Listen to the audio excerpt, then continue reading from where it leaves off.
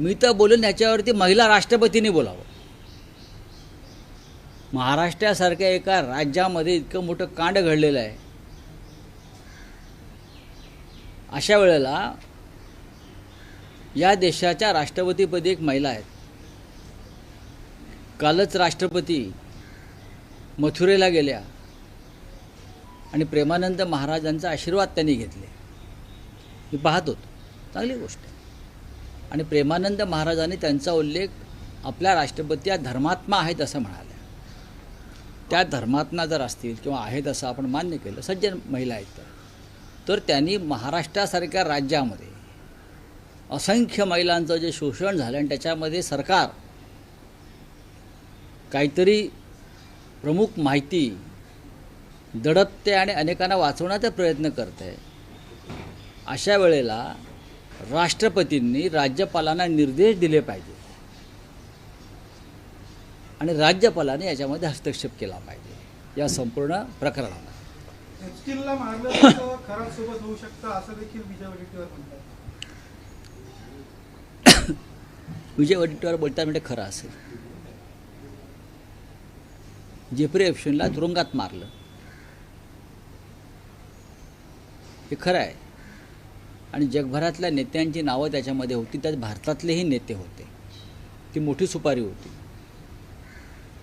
खराच्या बाबतीमध्ये सुद्धा अनेक राजकारणी, उद्योगपती, IAS, IPS असे अनेक लोक त्याच्यामध्ये फसलेले आहेत. पण मला असं वाटतं की नाशिकचे पोलीस आयुक्त संदीप कर्णिक यांनी सुरुवातीपासून या प्रकरणात तपासाची जी दिशा पकडली आणि त्या खरात बाबाला अक्षरशः मोडून काढला. आपण बघितलं असेल मोडलेला चालताना तो. त्याच्यामुळे तुरुंगातसुद्धा, जेलमध्ये सुद्धा त्याची विशेष काळजी घेतली जाईल. तुरुंगात त्याच्यावरती हल्ला होणं किंवा त्याला मारणं हे सरकारला परवडणारं नाही आहे असं विजय वडेट्टीवार म्हणतात. म्हणजे विजय वडेट्टीवार यांच्याकडे माहिती असेल त्या संदर्भात.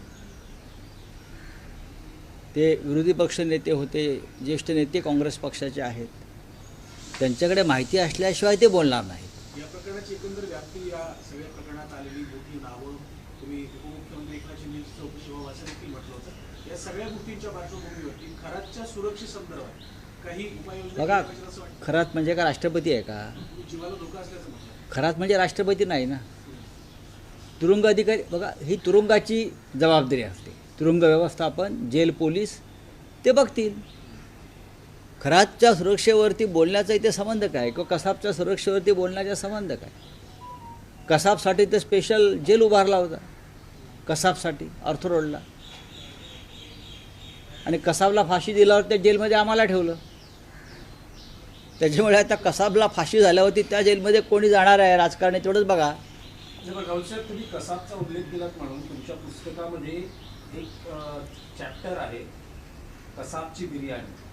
तुम्हाला काही कसाबच्या ट्रीटमेंटबद्दल त्यावर तुम्ही लिहिलेलं आहे की कशा पद्धतीने आता खरातवरून कसाबवरती कसे काय आलात तुम्ही? तुमच्या पुस्तकात तो चॅप्टर आहे. त्या पुस्तकासंदर्भात विशेष एकदा माझ्याशी तुम्ही चर्चा करा.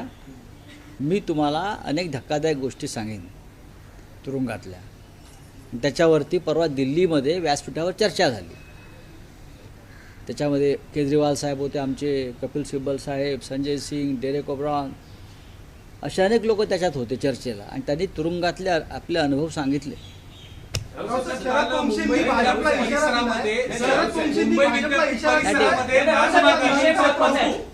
अत्यंत महत्त्वाचा विषय आहे. सध्या महाराष्ट्राच्या राजकारणात शनिवारी मध्यरात्री झालेली एक बर्थडे पार्टी चर्चेचा विषय ठरली.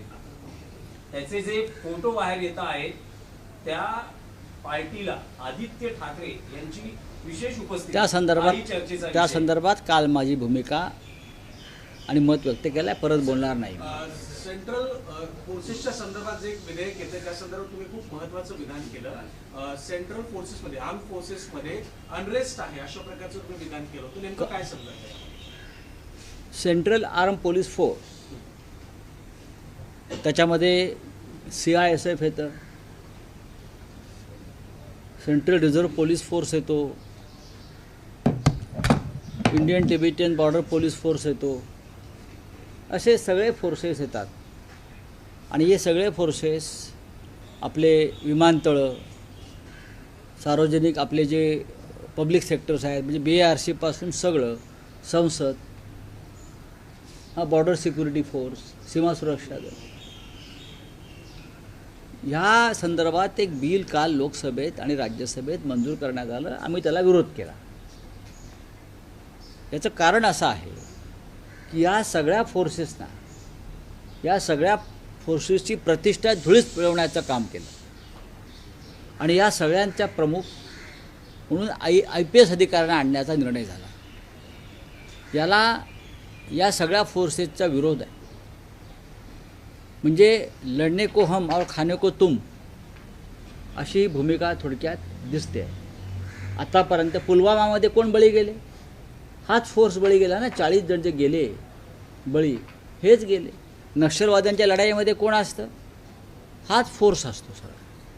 ठिकठिकाणी अनेक VIPंच्या सुरक्षेमध्ये कोण असतं? हाच फोर्स आहे. संसदेची सुरक्षा ह्याच लोकांकडे आहे.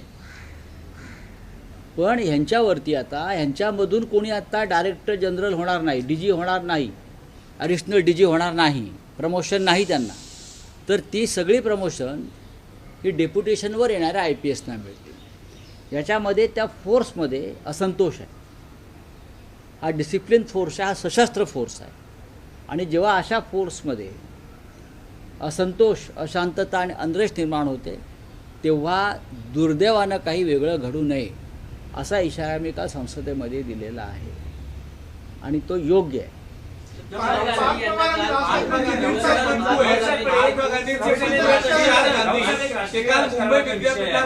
की अमेरिकेची जनता ही ट्रम्प यांच्या विरोधात रस्त्यावर उतरलेली आहे. जे ट्रम्प आपल्या मोदींचे मित्र आहेत, ज्या या युद्धामध्ये आपल्या देशानं अमेरिकेच्या बाजूने, इस्रायलच्या बाजूने भूमिका घेतली, त्या ट्रम्पच्या विरोधात जनता रस्त्यावर उतरली. सगळ्या सांगतो, प्रेसिडेंट ट्रम्पला कोणी मित्र नाही. प्रेसिडेंट ट्रम्पने सगळे गुलाम नेमलेले आहेत. मांडलिक. प्रेसिडेंट ट्रम्पला कोणीही मित्र नाही. प्रेसिडेंट ट्रम्प गुलामांना नियुक्त करतो अनेक देशांमध्ये. अमेरिकेची जनता रस्त्यावर उतरली असेल तर त्या जनतेचं अभिनंदन केलं पाहिजे, त्यांच्या साहसाबद्दल, त्यांच्या धाडसाबद्दल, त्यांच्या मर्दानगीबद्दल. आणि भारतामध्ये भारतीय जनता पक्षानं जनतेला जी धर्माच्या अफूची गोळी देऊन बधीर केलेलं आहे, त्या बधिरतेतून जनतेनं बाहेर यावं. आणि इथेसुद्धा त्याच प्रकारची मनमानी, झुंडशाही सुरू आहे. लोकशाही खतम करण्याचे प्रयत्न सुरू आहेत. हे उघड्या डोळ्याने पाहावं आणि जागरूक व्हावं. रस्त्यावरती याआधीसुद्धा उतरून जनतेनं क्रांती केलेली आहे. मग स्वातंत्र्य चळवळ असेल, महाराष्ट्रातला संयुक्त महाराष्ट्राचा लढा असेल, जयप्रकाश नारायण यांच्या नेतृत्वाखालची दुसऱ्या स्वातंत्र्याची लढाई असेल, आणीबाणीच्या काळातली, उतरले. पण गेल्या 10 वर्षामध्ये जनतेला नामर्द करण्याचं काम भाजपनं आणि त्यांच्या नेतृत्वानं केलेलं आहे, शंड केलेलं आहे. चला, थँक्यू. बोलिए. महात्मा गांधींचे बंधू हाँ, बोलिए आप. ट्रम्प के खिलाफ उन्हीं के लोग रास्ते पर उतरे, उनका विरोध कर रहे हैं, आपका क्या कहना है? देखिए, अमेरिका में जो लोग सड़क पर उतरे हैं लाखों की संख्या में, लाखों की तादाद में, लगभग 1 करोड़ लोग, आंकड़ा दिया है 80 लाख, लेकिन 1 करोड़ लोग 3300 शहर में सड़क पर उतरे हैं. लगभग 50 राज्यों में सड़क पर उतरे हैं. क्यों? ये जो तानाशाही चल रही है ना प्रेसिडेंट ट्रम्प की, तानाशाही, डिक्टेटरशिप, अथॉरिटेरियन शासन, उसके खिलाफ स्वतंत्रता चाहिए, लोगों को फ्रीडम चाहिए उनसे, प्रेसिडेंट ट्रम्प से, जो युद्ध कर रहा है ईरान से, कभी उससे जनता नाखुश है, असंतुष्ट है. और डेमोक्रेसी बचाने के लिए नो किंग, प्रेसिडेंट ट्रम्प तुम राजा नहीं हो अमेरिका के, no king and regime change की घोषणा करके जनता उतरी है. उसका स्वागत करना चाहिए. साहस है, हिम्मत है वहाँ की जनता में डेमोक्रेसी बचाने की। भारत की जनता को जिस तरह से धर्म की अफवाह की गोली देकर सुलाया है मोदी